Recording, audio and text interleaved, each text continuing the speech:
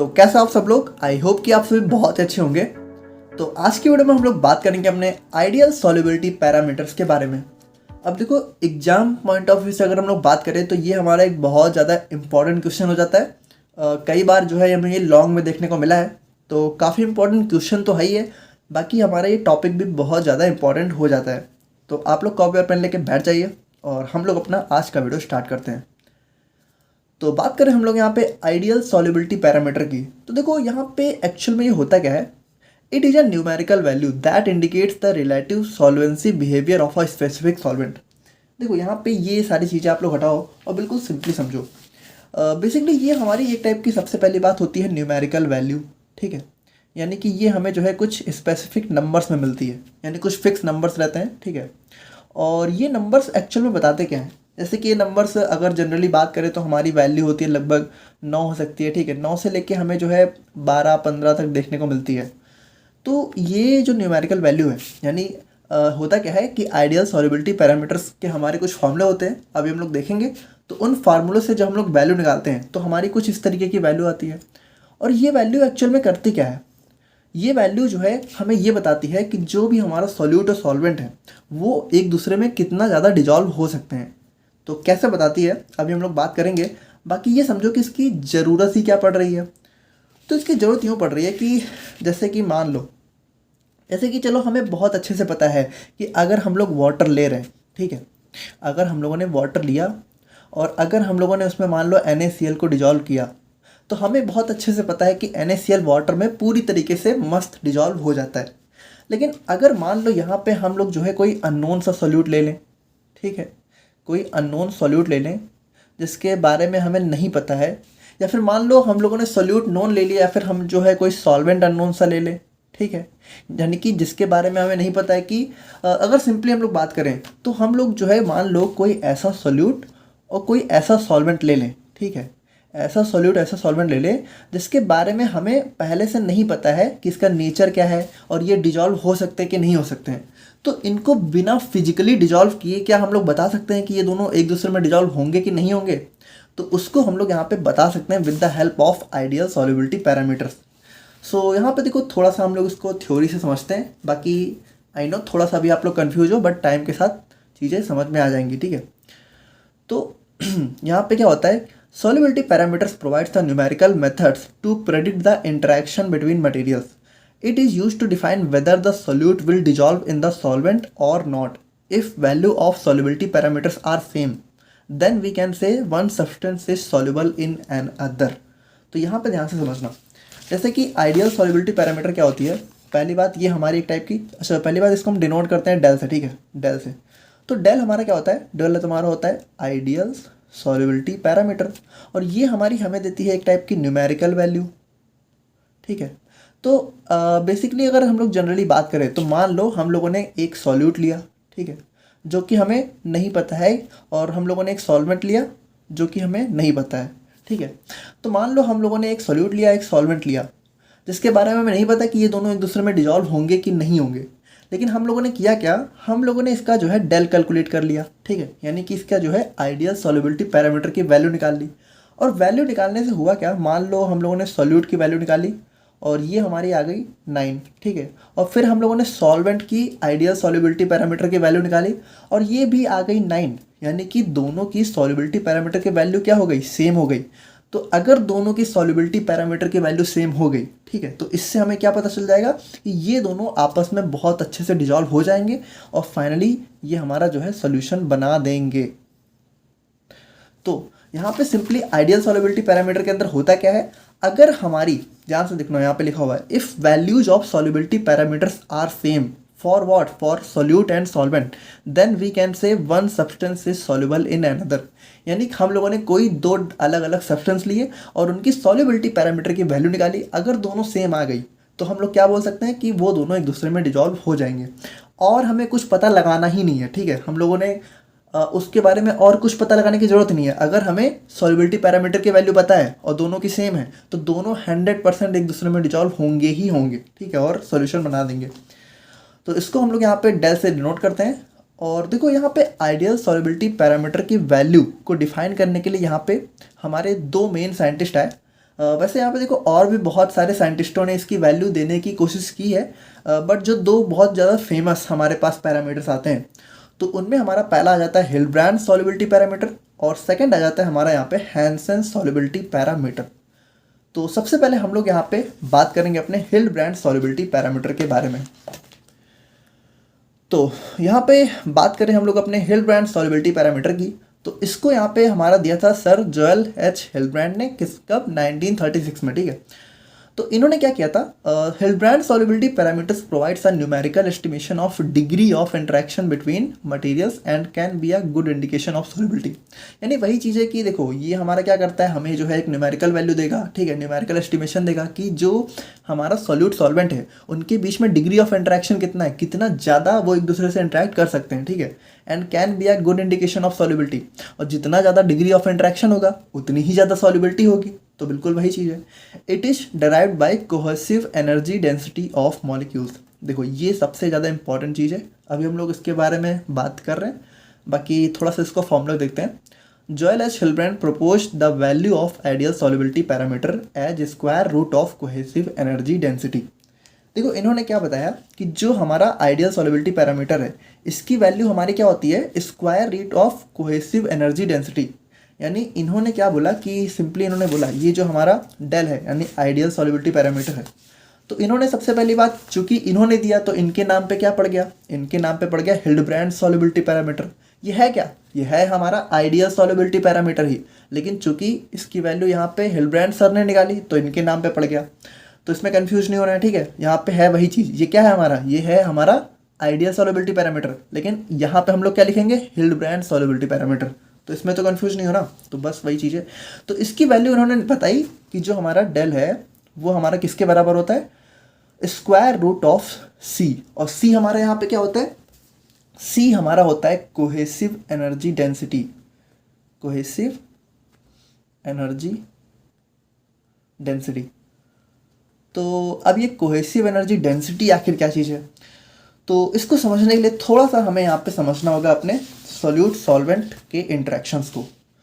सो यहाँ पे देखो अगर मान लो हम लोग बात करें अपने सॉल्यूट और सॉल्वेंट की, तो हम लोगों ने लास्ट लेक्चर में भी देखा था कि जैसे ये हमारा सॉल्यूट हो गया, तो सॉल्यूट के अंदर हमारे क्या होते हैं, सॉल्यूट के अंदर हमारे बहुत सारे सॉल्यूट के मॉलिक्यूल्स होते हैं जो कि आपस में एक दूसरे के साथ क्या होते हैं, अटैच होते हैं, है ना। इनके बीच में कुछ फोर्सेज होती हैं, तो यहाँ पे हम लोग बोल सकते हैं कि इनके बीच में कुछ इंटरमॉलिक्यूलर फोर्सेज होती हैं, यानी मॉलिक्यूल्स के बीच में फोर्सेज लग रही हैं, तो हम लोग क्या बोलेंगे, देखो दो मॉलिक्यूल्स के बीच में जब फोर्सेज लगती हैं तो उसको हम लोग बोलते हैं इंटरमॉलिक्यूलर फोर्सेज। तो यहाँ पे देखो हमारी जो सॉल्यूट है उसके अंदर भी हमारी कुछ इंटरमॉलिक्यूलर फोर्सेज हैं, और जैसे ये हमारा हो गया सॉल्वेंट का मॉलिक्यूल्स, तो इसके अंदर भी कुछ हमारी इंटरमॉलिक्यूलर फोर्सेज लग रही हैं। और जब ये दोनों यहाँ पे कंबाइन करते हैं तो हमारा क्या होता है, हमारा सॉल्यूट और सॉल्वेंट दोनों के बीच में यहाँ पे क्या होता है, इंटरमॉलिक्यूलर फोर्सेज लगती हैं, यानी दोनों के जो मॉलिक्यूल्स हैं वो एक दूसरे से क्या होते हैं, कंबाइन कर जाते हैं। यानी अगर हम लोग इसको देखें तो यहाँ पे देखो जो हमारा इंटरमॉलिक्यूलर फोर्स है वो हमारा सिर्फ सॉल्यूट के बीच में लग रहा है, ठीक है। यानी यहाँ पे देखो हमारा जो भी सॉल्यूट है सिर्फ उसी के मॉलिक्यूल्स हैं, और यहाँ पे अगर हम लोग बात करें तो यहाँ पे हमारी फोर्स सिर्फ सॉल्वेंट और सॉल्वेंट के बीच में लग रही है। लेकिन यहाँ पे अगर हम लोग बात करें तो जो हमारी इंटरमॉलिक्यूलर फोर्स है वो हमारी सॉल्यूट और सॉल्वेंट अब यहाँ पे हमारी दो डिफरेंट मॉलिक्यूल्स के बीच में लग रही है। देखो यहाँ पे जो हमारी इंटरमॉलिक्यूलर फोर्स है वो दोनों सेम है, ठीक है, यहाँ पे भी सेम है और यहाँ पे भी देखो सेम है, क्योंकि यहाँ पे दोनों सॉल्वेंट है, यहाँ पे दोनों सॉल्यूट है। लेकिन यहाँ पे देखो दोनों अलग अलग हो जाते हैं, क्योंकि यहाँ पे एक तो हमारा सॉल्यूट है और दूसरा हमारा सॉल्वेंट है। यानी अगर हम लोग सिंपली बात करें तो है तो ये सारी की सारी इंटरमॉलिक्यूलर फोर्सेज, क्योंकि देखो है तो दोनों मॉलिक्यूल्स ही, यहाँ पे भी मॉलिक्यूल है, यहाँ पे भी है, यहाँ पे भी है, लेकिन इन दोनों में क्या है, हमारे मॉलिक्यूल्स सेम है, जबकि यहाँ पे हमारे मॉलिक्यूल्स डिफरेंट हो जाते हैं। यहाँ पे एक हमारा सॉल्यूट का है, एक हमारा सॉल्वेंट का है। तो ये तीनों हमारी एक टाइप की क्या होती है, इंटरमॉलिक्यूलर फोर्सेज। लेकिन अगर हम लोग इसमें भी बात करें तो जब हमारी इंटरमॉलिक्यूलर फोर्सेज दो सेम टाइप के मॉलिक्यूल्स के बीच में लगती है तो हम लोग उसको बोलते हैं कोहेसिव फोर्स। क्या बोलते हैं, कोहेसिव फोर्स क्या होती है, simply cohesive force is the intermolecular force, ठीक है, बिटवीन टू सेम मॉलिक्यूल्स। समझ रहे हो, अब वो सेम मॉलिक्यूल्स हमारे सॉल्यूट के भी हो सकते हैं, सॉल्वेंट के भी हो सकते हैं, लेकिन डिफरेंट नहीं होने चाहिए। और वही इंटरमॉलिक्यूलर फोर्स अगर हमारी दो डिफरेंट मॉलिक्यूल्स के बीच में लग रही है तो उस फोर्स को हम लोग फिर बोलते हैं एडहेसिव फोर्स। यानी एडहेसिव और कोहेसिव फोर्स क्या होती है, सिंपली हमारी इंटर मॉलिक्यूलर फोर्सेज होती हैं। जब हमारी दो सेम मॉलिक्यूल्स के बीच में लगती है तो हम लोग बोलते हैं कोहेसिव फोर्स, जब हमारी दो डिफरेंट मॉलिक्यूल्स के बीच में लगती है तो हम लोग उसको बोल देते हैं एडहेसिव फोर्स। तो यहाँ पे देखो, अब बिल्कुल सिंपली समझो कि अगर हमारे सॉल्यूशन का फॉर्मेशन होना है, यानी अगर हमारा जो सॉल्यूट और सॉल्वेंट के बीच में इंटरमॉलिक्यूलर फोर्स लग रही है, अगर सिंपली कहें तो एडहेसिव फोर्स का अगर फॉर्मेशन होना है तो कोहेसिव फोर्स को ब्रेक होना पड़ेगा। यानी जब हमारा ये वाला बॉन्ड ब्रेक होगा, ये वाला, ठीक है, हम लोगों ने लास्ट वीडियो में भी देखा था, तभी तो इस बॉन्ड का फॉर्मेशन होगा, क्योंकि ये दोनों ब्रेक करेंगे तब ये दोनों आपस में इंटरेक्ट करेंगे और हमारे इस बॉन्ड का फॉर्मेशन होगा। तो यानी अगर हम लोग सिंपली बात करें तो जब हमारा सोल्यूट सॉल्वेंट इंटरेक्ट करते हैं तो क्या होता है, यहाँ पे बॉन्ड ब्रेक होते हैं, है ना। और आप लोगों को पता होगा कि जब भी यहाँ पे बॉन्ड्स को ब्रेक करना होता है, ठीक है, यानी बॉन्ड्स ब्रेक होते हैं तो एनर्जी यहाँ पे कंज्यूम होती है, ठीक है। यानी कि अगर मान लो कोई भी दो बॉन्ड यहाँ पे टूट रहे हैं, अगर नहीं पता है तो जान लो कि बॉन्ड जब यहाँ पे बनते हैं तो एनर्जी रिलीज होती है, लेकिन जब बॉन्ड ब्रेक होते हैं तो यहाँ पे एनर्जी एब्जॉर्ब होती है, यानी एनर्जी जो है देनी पड़ती है या फिर एनर्जी लगती है। तो यहाँ पे अगर हम लोग सिंपली बात करें तो जो हमारा सॉल्यूट यानी कि दो सेम मॉलिक्यूल्स हैं, तो इनके बॉन्ड को ब्रेक करने के लिए, या फिर हम लोग सिंपली कहें कि हमारे कोहेसिव फोर्स को यहाँ पे ब्रेक करने के लिए जो एनर्जी हम लोग देते हैं उसी को हम लोग क्या बोलते हैं, उसी को हम लोग बोलते हैं कोहेसिव एनर्जी डेंसिटी, ठीक है। मतलब देखो यहाँ पे हम देते हैं ऐसा कोई ज़रूरी नहीं है, बट सिंपली सी बात है कि कोहेसिव एनर्जी डेंसिटी हमारी क्या होती है, हमारी वो एनर्जी होती है जो कि हमारे दो सेम टाइप के मॉलिक्यूल्स के बॉन्ड्स को ब्रेक करने के लिए लगती है। यानी कोहेसिव फोर्स को सिंपली हम लोग कह सकते हैं कि जो हमारे मॉलिक्यूल्स के बीच में कोहेसिव फोर्स लग रही है, ठीक है, उसको ब्रेक करने के लिए जो एनर्जी लगती है उसको हम लोग क्या बोलते हैं, कोहेसिव एनर्जी डेंसिटी। तो यहाँ पे हम लोग आते हैं अपने हिल्डब्रांड सॉल्युबिलिटी पैरामीटर के ऊपर। तो इन्होंने क्या बताया, इन्होंने ये बताया कि ये जो हमारी आइडियल सॉल्युबिलिटी पैरामीटर की वैल्यू है ये हमारी इसी कोहेसिव एनर्जी डेंसिटी का स्क्वायर रूट होती है, ठीक है। तो कोहेसिव एनर्जी डेंसिटी समझ गए ना। देखो एक बार थोड़ा सा रिवाइज कर लेते हैं जल्दी से। देखो यहाँ पे हमारा सॉल्यूट हो गया, सॉल्वेंट हो गया और सॉल्यूशन हो गया। तो सॉल्यूट और सॉल्वेंट के बीच में मॉलिक्यूल सेम है, तो जब सेम मॉलिक्यूल्स के बीच में फोर्सेज लगती है तो हम लोग उसको बोल देते हैं कोहेसिव फोर्स। और जब दो डिफरेंट मॉलिक्यूल्स के बीच में फोर्स लगती है तो हम लोग उसको बोल देते हैं एडहेसिव फोर्स। होती ये दोनों एक टाइप की इंटरमॉलिक्यूलर फोर्स ही हैं, लेकिन ये सेम ये डिफरेंट। तो ये जो हमारी कोहेसिव फोर्स है, तो इस कोहेसिव फोर्स को ब्रेक करने के लिए जो हम लोग एनर्जी देते हैं उस एनर्जी को हम लोग क्या बोलते हैं, कोहेसिव एनर्जी डेंसिटी। और इसी का स्क्वायर रूट हमारा क्या होता है, हिल्डब्रांड सॉल्युबिलिटी पैरामीटर। तो ये है हमारा एक सिंपल सा अप्रोच। अब यहाँ पे देखो एक्चुअल में हम लोग ये वैल्यू यहाँ पे ख़त्म नहीं होती है, बल्कि यहाँ से हम लोग को थोड़ी सी वैल्यू और ड्राइव करनी है, क्योंकि हमारी इसकी भी कुछ वैल्यू होती है। तो यहाँ पे देखो हम लोग थोड़ा सा इसको एक इक्वेशन मान के ड्राइव करते हैं। तो ये हमारी हो गई इक्वेशन नंबर 1। तो यहाँ से हम लोग थोड़ा सा अब आगे बढ़ते हैं, ठीक है। तो अब देखो ध्यान से देखना, हमारे हिल्डब्रांड सर ने क्या बताया कि ओके, सो यहाँ पे देखो इसको हम लोग थोड़ा सा प्लेन पेपर में समझते हैं। तो हमारे हिल्डब्रांड सर ने बताया कि जो हमारा डेल है इसकी वैल्यू है हमारी square root of cohesive energy density, या फिर इसी को स्क्वायर रूट को हम लोग ऐसे भी लिख सकते हैं ना, सी की पावर हाफ। स्क्वायर रूट हमारा क्या होता है, हाफ पावर होती है। तो अब यहाँ पे देखो ये जो हमारा सी है ना, अब हमारी सी की भी कुछ वैल्यू होती है ना। तो ये जो हमारी कोहेसिव एनर्जी डेंसिटी है इसकी वैल्यू हमारी होती है delta E V upon V. अब ये क्या होता है, तो यहाँ पे डेल्टा ई वी अपॉन हमारा होता है एनर्जी ऑफ वेपराइजेशन, ठीक है, एनर्जी ऑफ वेपराइजेशन। और ये जो हमारा v है इसकी वैल्यू ये होता है हमारा यहाँ पे मोलर वॉल्यूम, ठीक है, क्या होता है, मोलर वॉल्यूम। सो यहाँ पे देखो ये हमारे c की वैल्यू आ गई। अब यहाँ पे देखो ये जो हमारा डेल्टा EV है ना, अब इसकी भी कुछ वैल्यू होती है। तो डेल्टा EV की हमारी क्या वैल्यू होती है, तो डेल्टा EV मतलब EV यहाँ पे ऐसे है, एनर्जी ऑफ वेपराइजेशन। तो इसकी वैल्यू होती है हमारे यहाँ पे डेल्टा HV माइनस RT। क्या होती है, डेल्टा HV माइनस RT। अब ये क्या है, तो यहाँ पे हमारा जो डेल्टा HV है, ठीक है, इसका मतलब हो जाता है हमारा heat of vaporisation, heat of vaporisation. और R हमारा यहाँ पे क्या है, आप लोगों ने सुन रखा होगा, R हमारा है यहाँ पे यूनिवर्सल गैस कांस्टेंट, ठीक है, यूनिवर्सल गैस कांस्टेंट। और T हमारा क्या है, T हमारा यहाँ पे है एब्सोल्यूट टेम्परेचर। तो T हमारा यहाँ पे हो गया एब्सोल्यूट टेम्परेचर। सो यहाँ पे देखो हम लोगों ने क्या देखा कि सबसे पहले हमारी सी की वैल्यू आई delta E V upon V, और इस डेल्टा ई वी की भी वैल्यू हमारे क्या आ गई delta H V minus R T. अब अगर मान लो इस वैल्यू को उठा के हम लोग यहाँ पे पुट करें तो हमारी सी की वैल्यू क्या निकल के आ जाएगी, सी की वैल्यू आ जाएगी delta H V minus R T upon V. देखो सिंपल वही चीज़ है ना, यहाँ पे डेल्टा ई वी की जगह हम लोगों ने क्या किया, ई वी की कुछ वैल्यू रख दी। अब यहाँ पे देखो, अब इस पूरी वैल्यू को उठा के अगर हम लोग इस वाले फॉर्मूले में रखें, यानी जो हमारा c की वैल्यू देखो ये निकल के आई है, तो अब अगर हम लोग यहाँ पे अपने हिल्डब्रांड सॉल्युबिलिटी पैरामीटर की वैल्यू निकालना चाहें तो हमारा क्या हो जाएगा, देखो इसका मतलब है इसको अंडर रूट सी, और c की वैल्यू हमारी क्या हो गई, c की वैल्यू हो गई हमारी यहाँ पे delta H V minus R T upon V. और इसी को हम लोग यहाँ पे चाहें तो इस तरीके से भी लिख सकते हैं, delta H V minus R T upon V की पावर 1/2।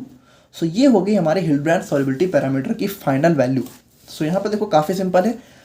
सबसे पहले हम लोगों ने उसको इक्वेशन 1 मान लिया, फिर यहाँ पे c is equal to delta E V upon V को हम लोगों ने 2 मान लिया, और इसकी वैल्यू आप लोगों को पता ही है। फिर now again delta E V is equal to delta H V minus R T, ठीक है, तो इसको हम लोगों ने 3 मान लिया। फिर पुटिंग 3 इंटू यानी इस तीसरी की वैल्यू दूसरे में रख दी, तो हमारा क्या आ गया, c is equal to delta H V minus R T upon V. अब ये जो फोर्थ है इसकी वैल्यू उठा के हम लोगों ने पहले में रख दी, तो हमारा क्या आ जाएगा, del is equal to delta H V minus R T upon V की पावर 1/2। तो ये हो गया हमारे यहाँ पे हिल्डब्रांड सॉल्युबिलिटी पैरामीटर की वैल्यू, जिसमें जो हमारा डेल है वो हमारा क्या है, हिल्डब्रांड सॉल्युबिलिटी पैरामीटर, और यही हमारा क्या है, आइडियल सॉल्युबिलिटी पैरामीटर, क्योंकि यहाँ पे हिल्डब्रांड सर ने दिया तो उनके नाम पे पड़ गया।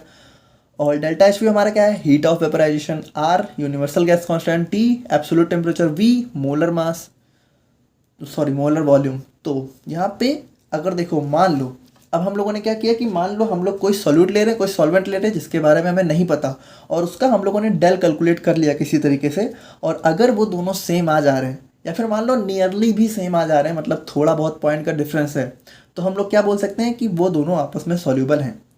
तो देखो एक तो हमारे यहाँ पे हिल्डब्रांड सॉल्युबिलिटी पैरामीटर था। अब एक हमारे मतलब 1966 में हमारे एक सर आए चार्ल्स एम हैंसन, तो इन्होंने भी यहाँ पे आइडियल सॉल्युबिलिटी पैरामीटर की कुछ वैल्यू दी अपनी तरह से, ठीक है।